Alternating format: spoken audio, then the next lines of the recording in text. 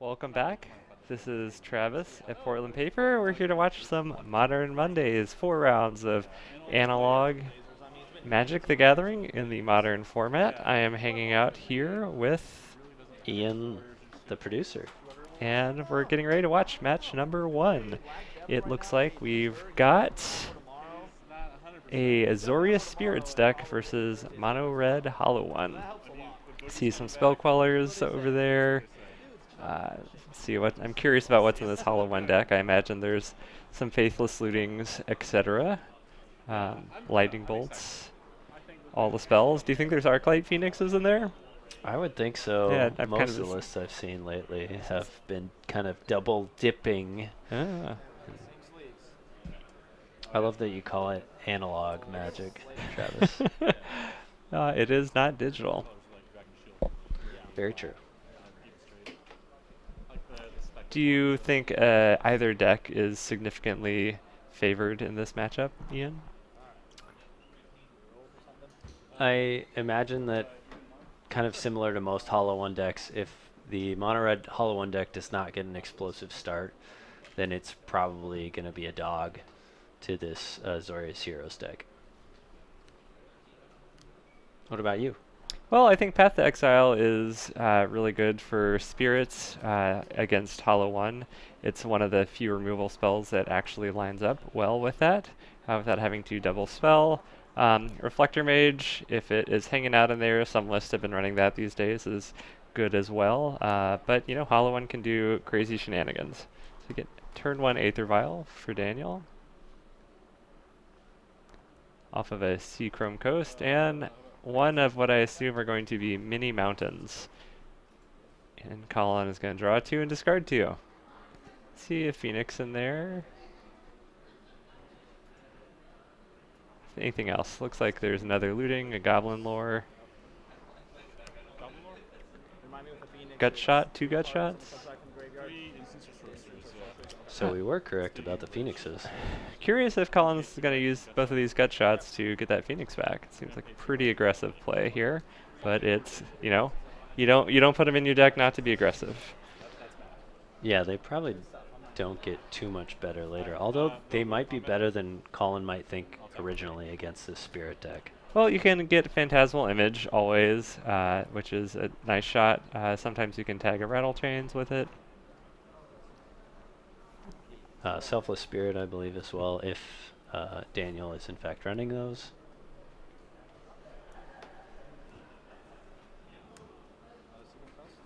I assume the straight blue-white version of Spirits has the Selfless Spirit in there. Spirits is a deck that I have not seen nearly as much of recently. And getting a Path to Exile on that art like. Colin will search up what I'm assuming is going to be another basic mountain. Kind of doubt there's any other lands on the deck, although I have seen some play with the Runamp Ruins deserts for a little bit of extra reach and a Barbarian Ring type effect. Yeah, I think that's a fair inclusion. It looks like that was another Hollow One picked up by Colin. And that's 2 Hollow Ones and a Faithless Looting in hand. Kind of, but no other land. Could go for the getting lucky play here. Maybe you pick up another land, and well, there's 2 mountains. Well, decent chance that at least one of those just goes straight to the bin. Possibly wanting to use the other mountain to drop a Hollow One here. Oh yeah, that's definitely the game plan.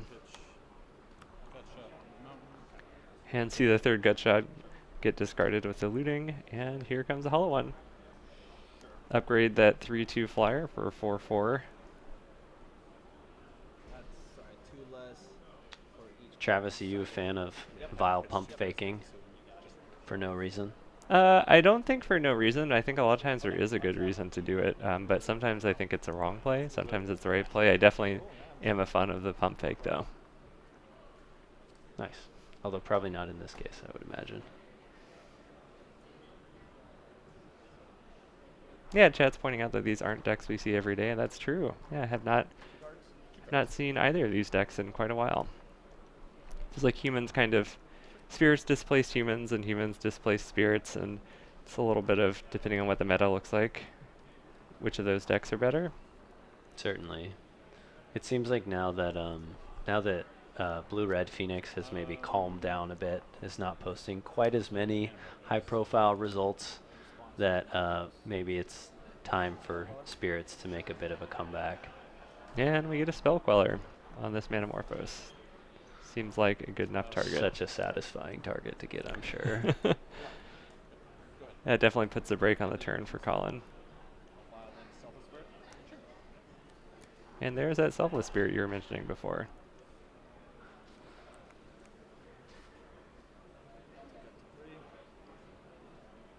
Gonna make it quite difficult for Colin to nab that Manamorphose back anytime soon.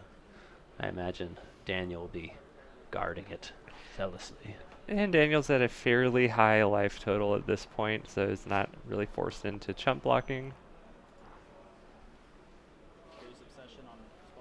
Ooh, wow. I love it. Daniel with the inclusion of quite a spicy card, Curious Obsession from Rivals of Ixalan, I believe. It's a little bit of a curiosity upgrade. And it's like Colin is going to be taking 4 there. No blocks and no effects pre-damage, and Daniel's going to get a card. So let's put up Curious Obsession here. Some very interesting art, right? A lot of kind of map-related themes in the Ixalan and Rivals of Ixalan sets. Yeah, I really like that art. As do I. All right, looks like Colin picked up a... When in doubt, Goblin Lore yourself out of trouble. I believe Colin is sitting on 1 additional Hollow One in hand, so if he gets lucky, this might facilitate that. And it looks like a Fiery Temper among the cards picked up with the Goblin Lore. So if he does end up discarding that Fiery Temper, he's going to be able to get rid of that Selfless Spirit basically for free here. I think there was an Arclight Phoenix that was a draw for the turn as well. That's always so exciting. Never know. It's a high variance Goblin Lore here. Oh, baby. He hits the Arclight Phoenix and the Fiery Temper. Do you give him the do you go for the Spell Queller and give the option, or do you shoot the Selfless Spirit and just deny Daniel the option? I think I go for the Selfless Spirit right now, just because the Vials on 3, Daniel could have a Lord. He didn't Vial in anything pre-damage, so I could see argument for either line, but I kind of just like knowing what card I'm going to take out. I'm 100% on board.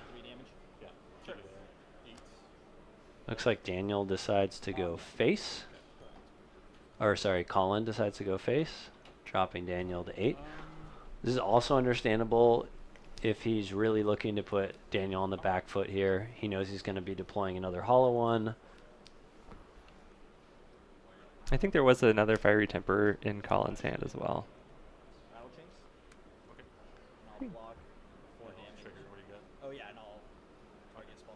I'm going to Flashed In Rattle Chains.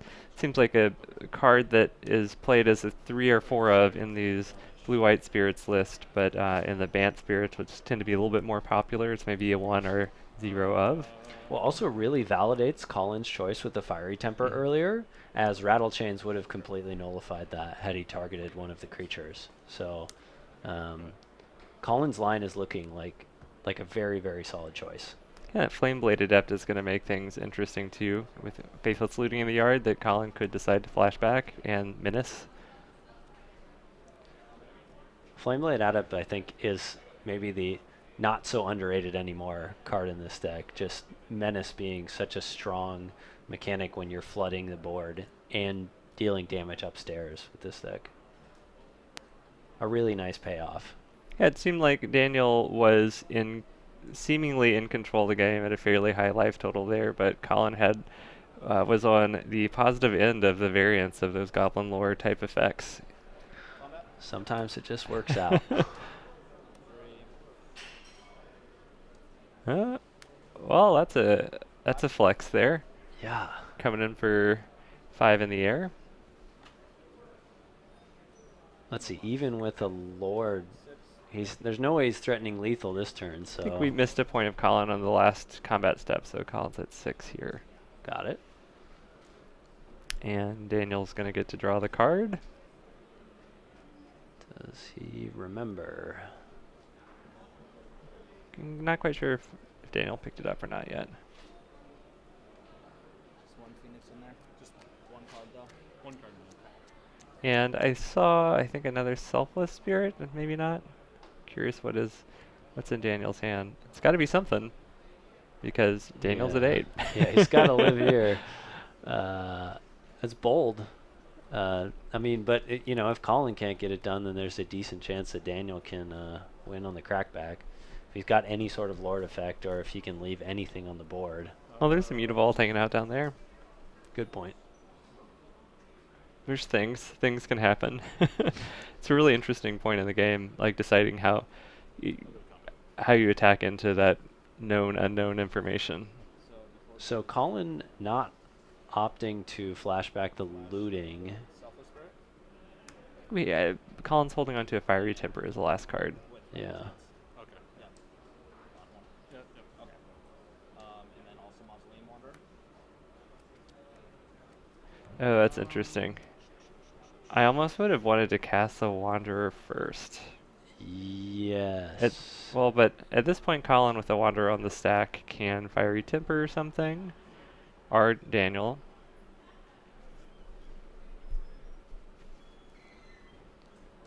So if he Fiery tempers Daniel, he puts him down to 5 and forces blocks on both Hollow Ones, as that Flameblade Adept would essentially put Daniel dead to either of the Hollow Ones. Okay. Yep. Good blocks. Yes. So enter blocks now. Yep. I'll block both of those guys, sacking Spirit. Okay. And then I take 1. So interesting.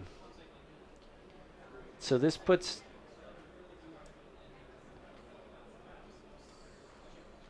looks like Colin with the Phoenix and the Fiery Temper. So it looks like he's looking to prevent lethal with that Fiery Temper on this turn. You're risking a lot here by allowing Daniel to untap with the Vial on 3 and 3 lands up. I mean, if he's got a Spell Queller, you're iced. Yeah, or even Rattle Chains. It's many things that you wouldn't have had to play around that now you do. Everything's going to get bigger, and that's going to do it for Colin. He's packing it up. Interesting. Yeah, so that does, that does pump the Mausoleum Wanderer and as well. Tough one for Colin. Looked like he might be coming back there, but Daniel getting the card advantage out of that Curious Obsession, just able to overwhelm him. Yeah, that's a very interesting card, and I've seen it pop up in a couple lists, and I kind of like it. I'm a big fan. Yeah, I think that card's sweet. The Spirits does end up lining up decently against Arclight decks if Colin doesn't have a super explosive start, or if he only puts out, Colin sacrificed a lot of resources basically to get that Arclight out on turn 1, which is then just met with a path. So, Colin basically spent 3 cards, and Daniel answered with 1 card. And then when the game goes long, this Spirits deck just makes really large flyers that can block everything Colin's attacking with. Right. I think one thing I love about this Spirits deck is it's one of those decks that can turn the corner, I feel like, better than any other deck, because oftentimes when it turns the corner, a lot of its creatures are unblockable.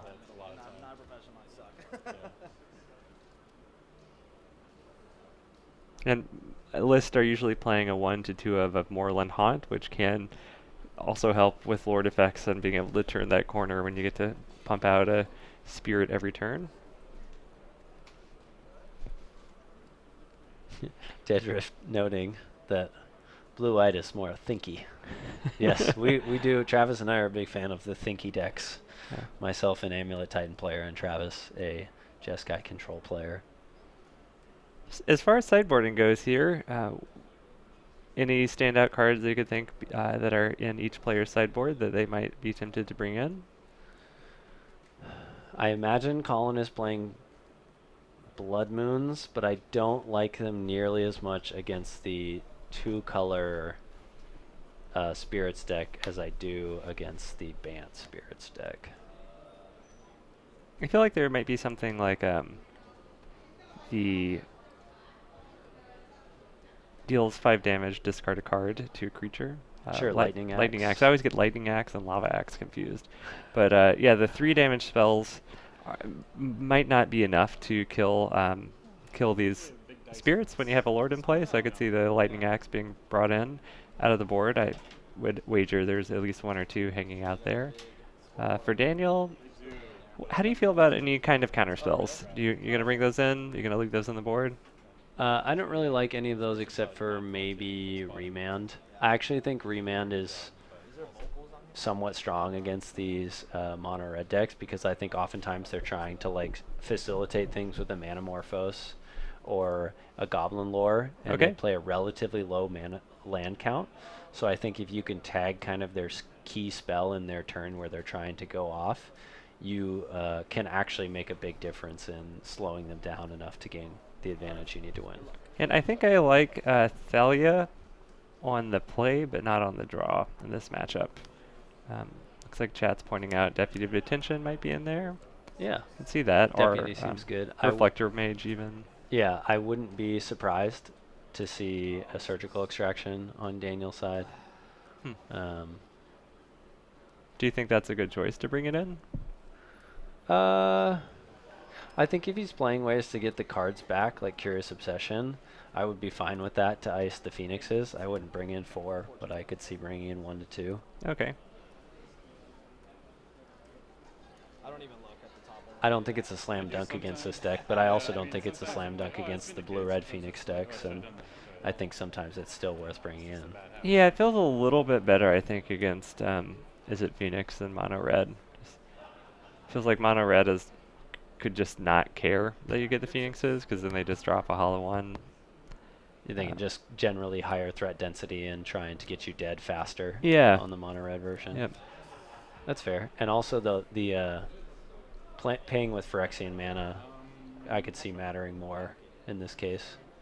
Looks like Colin's keeping a 1-lander that is high payoff there with a Manamorphose. He's also got the 2 Burning Inquiries, so you know, you got a couple Burning Inquiries you can keep, and lands to cast them, which is just 1. You can keep anything because your hand's going to look completely different. Oh, and Colin decides not to cast it. That's very surprising to me. Maybe you left in some gut shots, or you're gonna there's 2 Manamorphoses? Maybe Colin knows that there's a land on top, and to be able to double Manamorphose then Burning Inquiry. I could see that. Yep. I think you do want to pick your spots. It seems like there's a huge danger. So yeah, clearly not. There would have been a big danger that a Mausoleum Wanderer comes out and just ices that play. Yeah, so Colin had scryed and left the Flameblade Adept on top after a mulligan to 6 and was on the play. And so I'm guessing he just wants to extract some value with the Burning Inquiries off an attack of the Flameblade. And we get a kind of new card here, Remorseful Cleric. So instant speed effect. I'll pull it up on the screen here for everybody. Okay. Each player. Yep. Remorseful Cleric, obviously in the Spirit Tribe, a good choice for Daniel in this case What do you mean? Oh, to deal with what Colin's doing. I'd like to keep that one. Oh, yeah. It seems all right. It doesn't seem great, and that would lead me to believe that there aren't any surgicals in the board for Daniel. I really do like it when players just like lay out the cards and then you don't have to do the dice roll thing that takes forever. Thank you all. You like that, I even do. though you like the rolling 2 dice at the beginning of each game? Oh, it just feels like it's a waste of time to roll dice to figure out what cards are going to the graveyard. Because then you're implying that someone is cheating otherwise, which it's like, well, should be another conversation going on. That's true. You should maybe be, taken off of the Magic Hall of Fame and Who? yeah. It looks like Feudal's doing calling this as a revised lightning bolt. Feudal's always got he's got our card identification down, especially if it's older. Oh, we did have a Mausoleum Wanderer. So Colin did pick up a land from his Burning Inquiry, but it went right to the yard. Ooh, awkward. A little unfortunate. He has plenty more Burning Inquiries. Well, where that came from, it looks like 2 or maybe even 3 in hand still. I mean, that's some high variance stuff there with the Manamorphose. No box. Yeah. And if I'm on Daniel's side and I see Colin cast another Burning Inquiry, I'm 100% snapping off this Mausoleum Wanderer to prevent that from happening, as I don't think Colin's deck functions all that well on 1 land. It really needs to. Yes. I think 2 to 3. Ooh, Even better.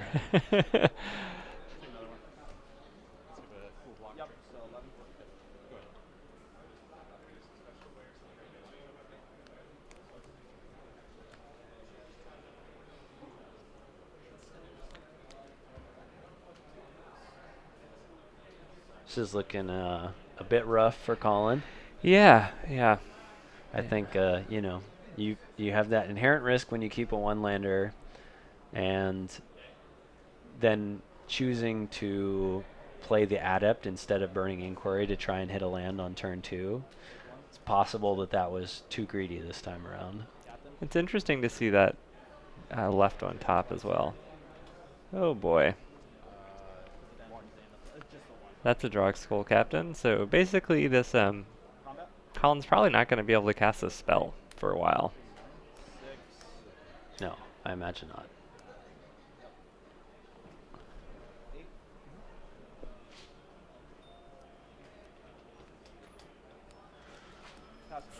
Daniel rolling in for 8 here. 9 and is swinging for 9. 9 is threatening lethal on the next turn.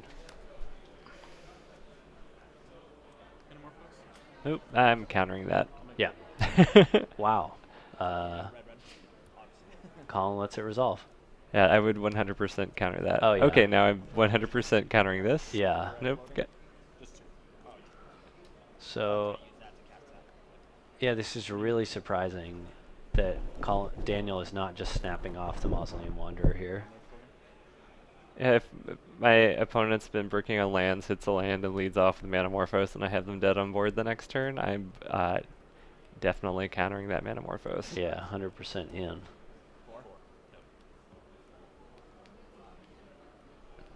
Also, just, this deck doesn't have any explosivity if it's not chaining spells. So it's kind of like Storm in that, you don't necessarily want to wait. You kind of want to stop it right from the get-go. I'm not sure I like that. Daniel countered the Burning Inquiry, and then there's a follow-up one. So, it's like if you're going to counter something, I think you definitely want to counter the Manamorphose. Right. He's kind of like choosing to look for the payoff, but maybe lost sight of the fact that he could have just stopped things before they started with the Manamorphose earlier. Well, at least. This is also a little surprising, considering he could potentially react to the Phoenixes if there were any coming back.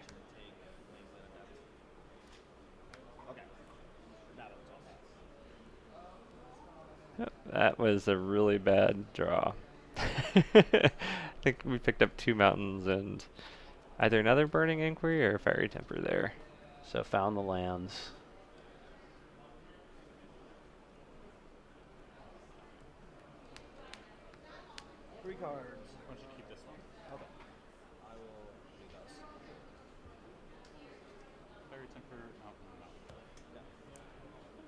Well, Probably up half of battle chickens. So I don't think Daniel has Colin dead on board this next turn quite. I'm seeing 6 damage right now. Wow. But with a Lord, that changes. Combat. 3, 5, 6. And looks. All right, Colin going to 2. Daniel swings in for 6. Go ahead. Hup. Well, it's a mountain. Can we deal with everything on the board or do 13 points of damage this turn? That's such an unfortunate. Colin sitting on basically payoff cards for discard spells, but no discard spells in the yard anymore. With a Fiery Temper and a Phoenix. So you have to deal with at least 2 out of the 3 creatures on Daniel's side to have a chance. Your turn. You're going to sacrifice a can't be your draw card.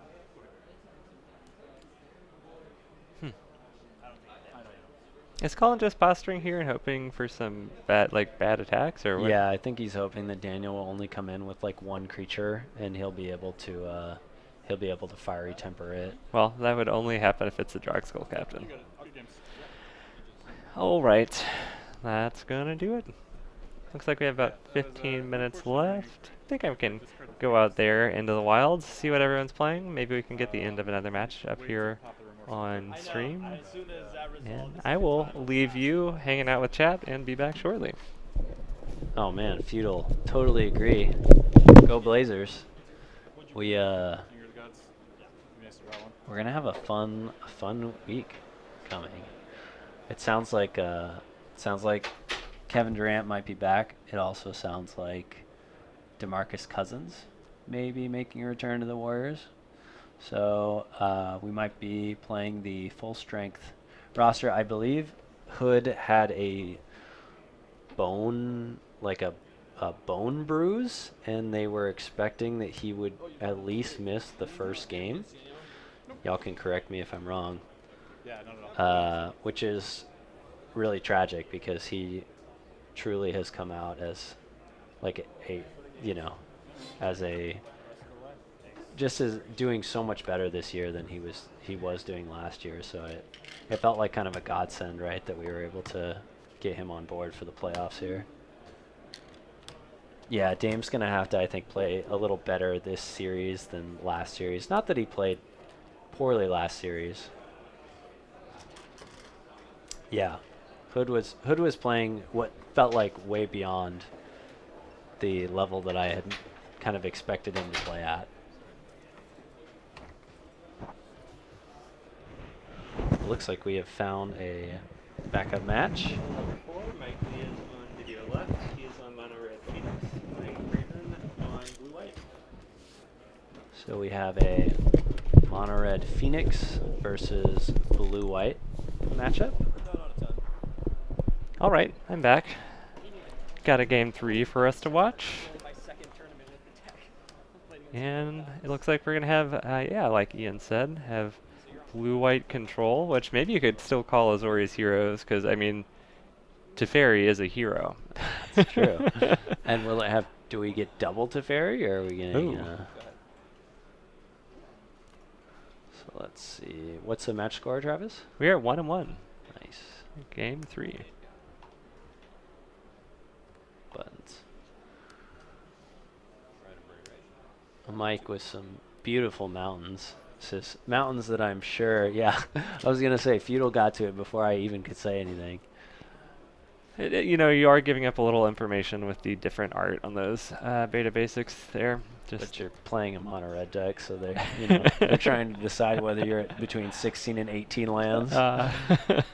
And we got a Shrine of the Burning Rage, which is a very strong card in the matchup. Anytime Mike casts a red spell, and on the upkeep you get a charge counter on that, and you can sacrifice it for 3 mana, and it will do damage to a target with the amount of charge counters that are on it.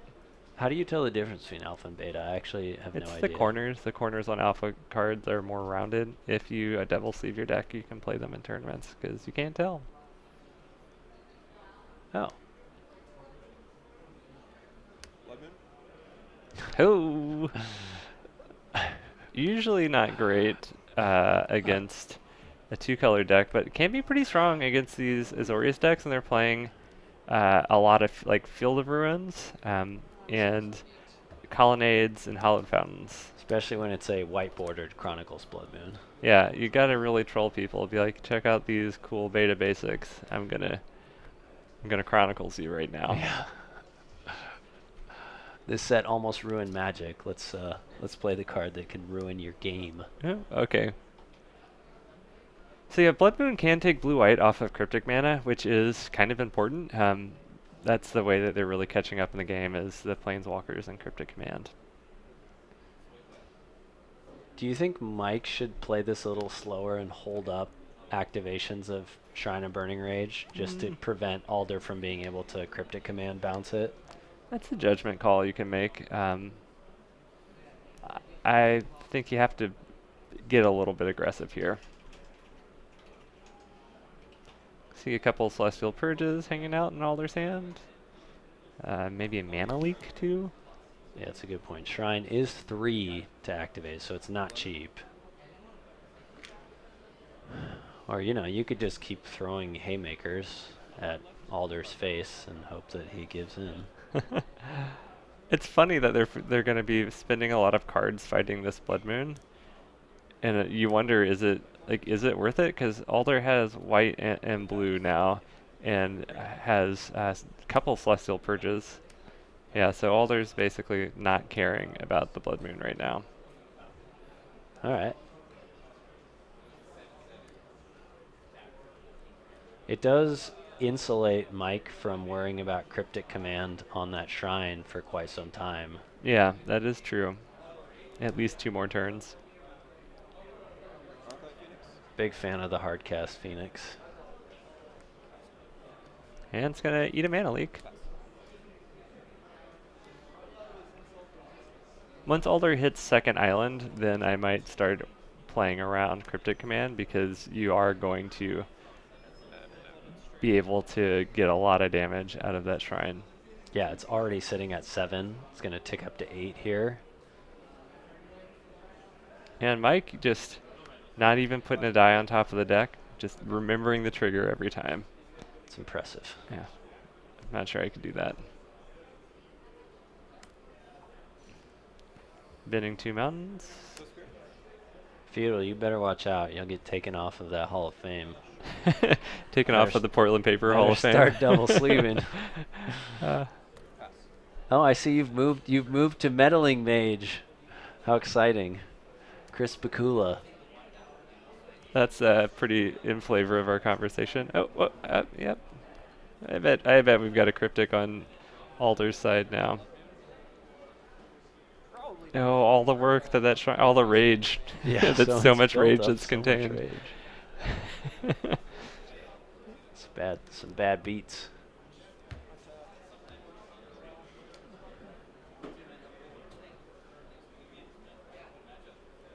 It feels so bad to lose 10 damage. I don't want it to happen, Travis. If I'm untapping, I'm literally not casting another spell. Yeah, not a chance. No. Yeah. Well, I might cast one more spell, but I'm leaving 3 open. Did you see what type of mountain he just drew? Was that a full art? Yeah, it's an unglued mountain. Oh my gosh. He's really, I love players just utilizing the coolest mountains they have.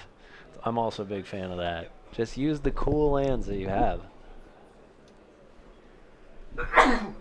Looks like we're getting a snap here from Alder, deciding what we will be snapping. I think it was probably an opt. That's what I would target. Nope. So Alder does have the Cryptic in hand, so he chose not to bounce the Shrine last turn, unless he had... No, yeah, he must have had it in hand. Well.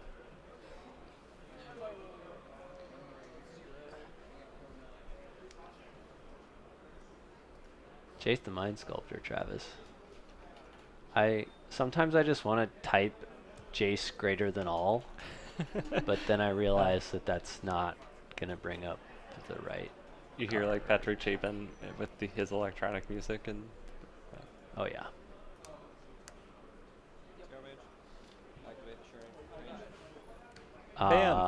Boom. That's why you play Shrine of Burning Rage. Right there. And I feel like Alder really could have, with Mike down on cards, there was a point in that match that could have bounced that, and with cards like Jace, etc. in your hand. I thought so. Yeah, it's possible that we were wrong, but it did feel like Mike was running out of gas and was really going to be leaning on that Shrine. But this is the matchup where you sideboard in those shrines, because basically you're choosing to hopefully have some of your spells do damage, realize that a lot of them are going to get countered or exiled or removed, and then fall back on the shrine to get through the final points of damage, because as control basically only plays cryptics to deal with it once it's in play.